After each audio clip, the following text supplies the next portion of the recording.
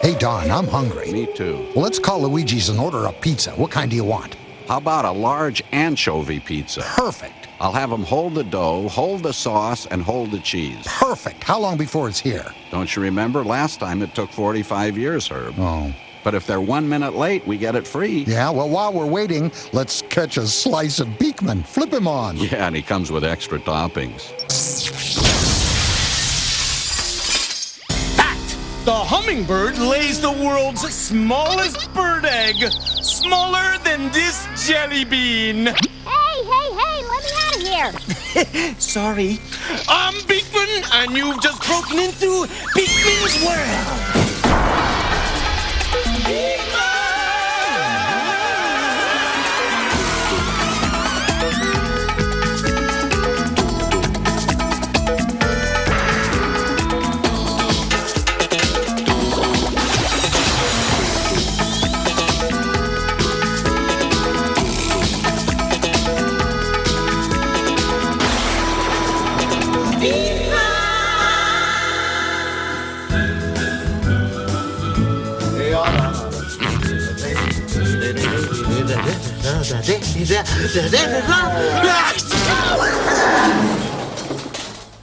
I'm thirsting for knowledge, and I'm dry as a bone. Moisten me with a question, Phoebe. Drooling. Oh, Caroline Schlitt of Atlanta, Georgia writes, Dear Beakman, how do people discover shipwrecks and sunken treasure? Well, I treasure your question, Caroline. Aye, and did you know I was a pirate in me younger days? Polly, want a cracker? Aye, sure you do. It was plunder me mates and I was after, and so we flew the Jolly Roger Rabbit. Oh, Lester! Aye. Are you sure? Actually, it was the Jolly Roger Ebert. Oh. It was a cold and rainy night at sea. Oh, shiver me timbers. Thunder crashed. Oh, next thing I knew, me ship was going under with all its treasure. Now, I'll never find me booty. Buck up, Buccaneer. I've seen his booty. It's no treasure. You know, you can find your sunken goodies there, Lester, if you use science. You must think like an underwater archaeologist. Woman's intuition?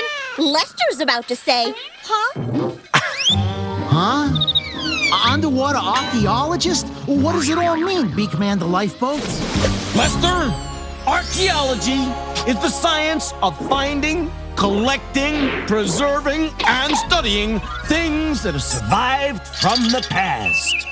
Most archaeologists find historic objects in the ruins of ancient palaces, cities, and world-famous structures. Like the pyramids of Egypt or the Mayan ruins.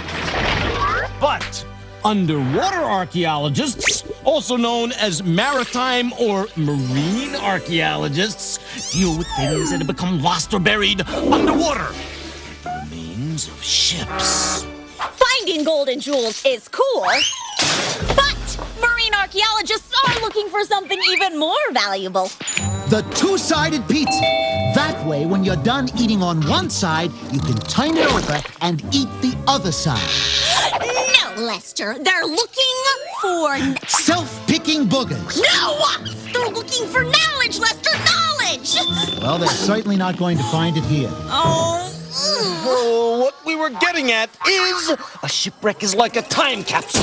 Marine archaeologists use the stuff they find there to learn how people used to live. The silver pot, elegant lady's dressing table, and bottles of champagne seen here more than 2 miles beneath the surface of the Atlantic tell us that the passengers on the RMS Titanic traveled in great luxury on that night to remember in 1912. Beakman? Yes? I like expensive stock footage just as much as the next incredibly adorable lab assistant. But Caroline wants to know how you find sunken treasure. Oh, well, maps are one way. Treasure hunters and archaeologists check out old maps and records of lost ships. But just because X marks the spot on a map doesn't mean it'll be easy to find that sunken ship. Oh.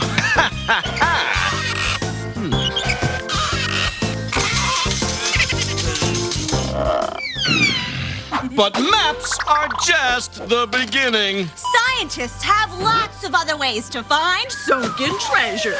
The most important of these is sonar, which is short for sound navigation and ranging.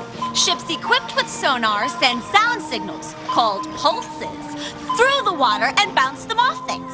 Since we know the speed at which sound travels, we can figure out how far or near something is by how long it takes the sound to bounce off it and come back to the ship. Marine archaeologists also use underwater robots called remotely operated vehicles, or ROVs, which can explore regions of the sea almost 4 miles beneath the surface. And in addition to all that, they also have... Hey, Beaks, talk slow. I'm trying to get it all down. Wow! Lester's taking notes? No, I'm trying to get all this down. Oh. Speaking of subs, check out this submersible, also known as the research submarine. This one can carry a small crew and explore the ocean floor for up to 3 days. Avast, mateys! Bye-bye, buccaneer! Fare thee well, fair Phoebe! I'm off to recover me sunken treasure. Out of me way, lubber. So, Caroline Schlitt of Atlanta, GA, that's how you find things that are sunk. The Beakman's World Way. Coming up next, we're on our way to Art's Diner in short order. Like, stick around and see what's cooking. Beakman's World will be right back. And now, back to Beakman's World. It's time to thaw out your thoughts. Here he is, the hedonist of head cooks, the Sybarite of silliness, the Wayne and Schuster of the rocket booster. Whoa, the one, the only, the Beakman. You taunt them? I'll haunt them? Let's Cotton Eye Joe!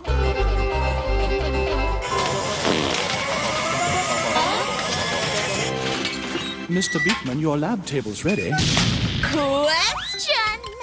Ariel Pedersen of Newman Lake, Washington writes, who invented the first potato chip? Answer, in 1853, Chef George Crumb made what is thought to be the first potato chip. And it was a big hit. Americans eat over 800 million pounds of potato chips every year. Uh-oh. It's after breakfast, and I'm 100 million behind. Question. Is there snow and ice everywhere in Alaska? Very few people know the correct answer to this question. Lester? I'm part of the silent majority. Answer, no. There's no snow here in this section of Northwest Alaska. And by the Kobuk River, there's a desert with sand dunes over 100 feet high. Herb, what's a sand dune? Don, I don't even know what I'm doing. Hold your pizzicato. Do you know what that music means? Anybody can get a record deal these days? No. It means it's time for... Cooking with Art, where you learn how to cook up some tasty science experiments with stuff you can find right in your own kitchen. Here's your host, the always appetizing Art Byrne. Yo! Welcome to my humble commode.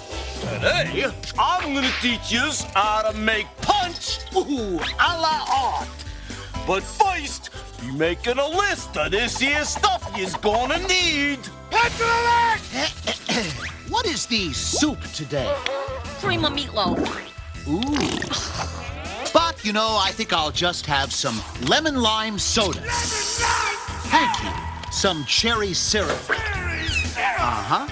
A punch bowl or pitcher. Take me to your leader. And some raisins. And if you're gonna try our experiments, do them only the way we do them, safely, and with the help of an adult. You keep your spit wads to yourself. Hey, where's my punch bowl? Holy mackerel! That's not the right punch bowl! Sheesh. Yeah, that's better. We start with a little ice-cold lemon lime soda.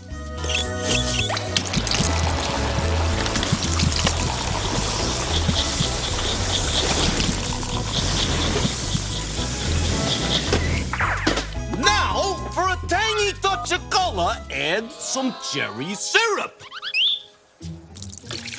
And stir it up. Delish! But this punch could use a little punch. You know, some floaters.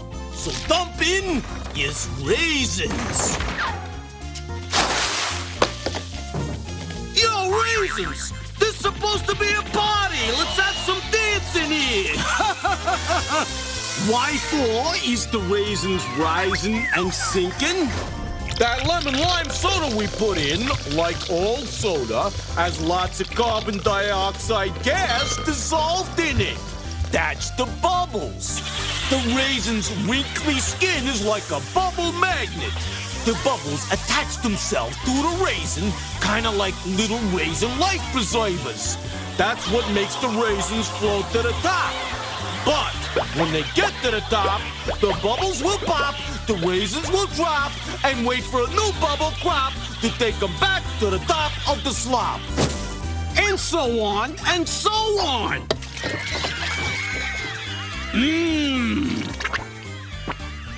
Cool, refreshing, and disgusting.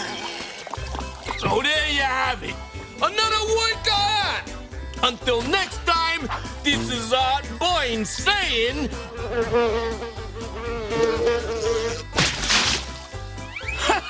Fly a raisin! You be the judge! Yo, get out of my kitchen! Coming up next, we hear a screwy story from a dead guy. Come back, immediately. Beakman's World will be right back. And now, back to Beakman's World. Phoebe, I'm stinking with answers. Deodorize me with a question, please. Rolling on. Here is a sweet-smelling question from Sarah Markin of Casper, Wyoming. She writes, my teacher says a screw is a machine. How can that be? Answer: it can't be. I suggest you report that teacher to the authorities and leave school immediately. Don't do any homework. Keep the TV on and disrespect your parents. Lester, what are you saying? Well, that's what I did, and I didn't turn out so bad. Sarah, don't listen to Lester. He's got a screw loose. Maybe a screw is a machine. Yeah, let's find out. Machine, a device or device that transmits or modifies any device from the Latin machina, meaning a device.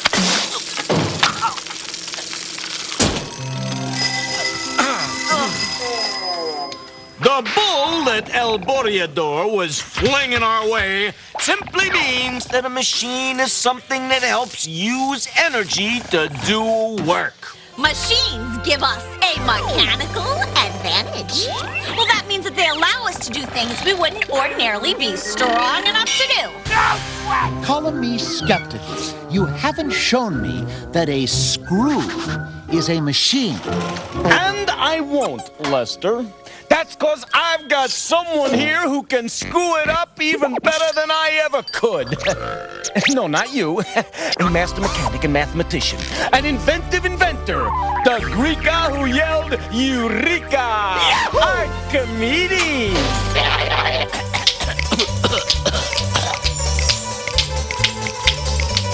Hey! Wow. He's sure lively for a dead guy. Of course! I'm the death of the party! And speaking of death, woo! Eureka! Welcome to Lesterville. I'm Phoebe, and we want to learn why a screw is a machine. You've come to the right Greek! But first, we dance. No. Ooh. Hey, hey, hey, hey, hey! Hello! Nice dancing with you, Musaka. Now here's the problem. My pal King Hieron has a boat filled with water. Water is really heavy, man. Whoa. Lifting it out of boat with bucket can severely strain your souvlaki. Ooh. Hey, Arkikins, why don't you just drill a hole in the boat and let the water out? Is he always this stupid? Or did he just fall off bicycle and land on head, no? Yes. And yes. Anywho. Here is my invention for getting water out from stinking boat. I call it the Archimedian screw. All I have to do is turn the handle, and from the boat comes water.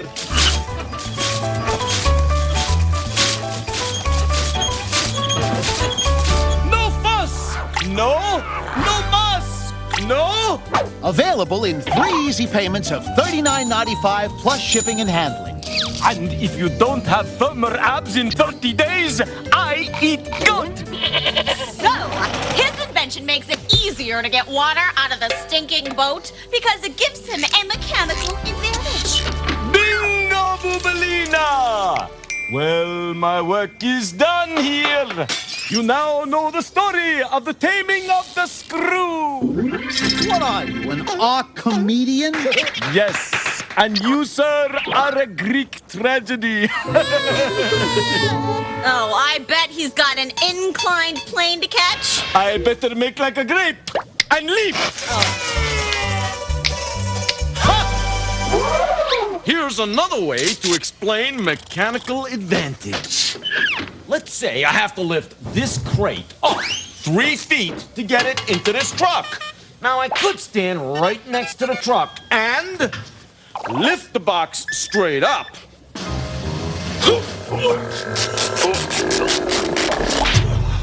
But it's really heavy, and I don't want to break my bobo. So instead, I'm going to use a simple machine called an inclined plane, otherwise known as a ramp. Inclined plane makes work a little easier. What's going up? As I use a little effort to push the crate along the ramp, I raise the crate another inch or 2 until finally...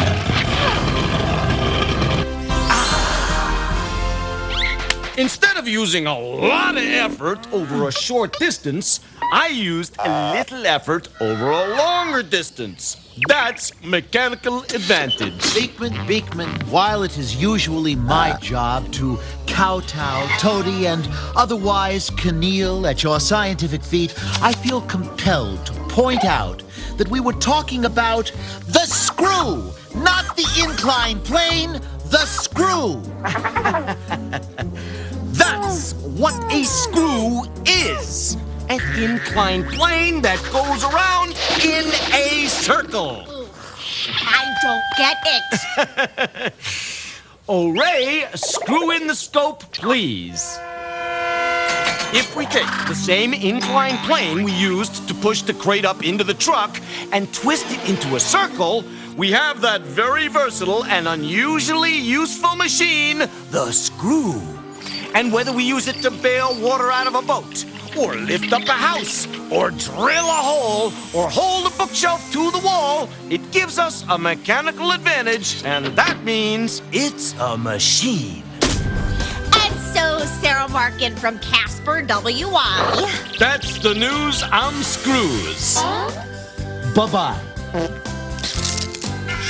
Do you know what makes your dog different from any other dog in the world? Beakman will sniff out an answer after this pause. Beakman's World must now take a beaker break.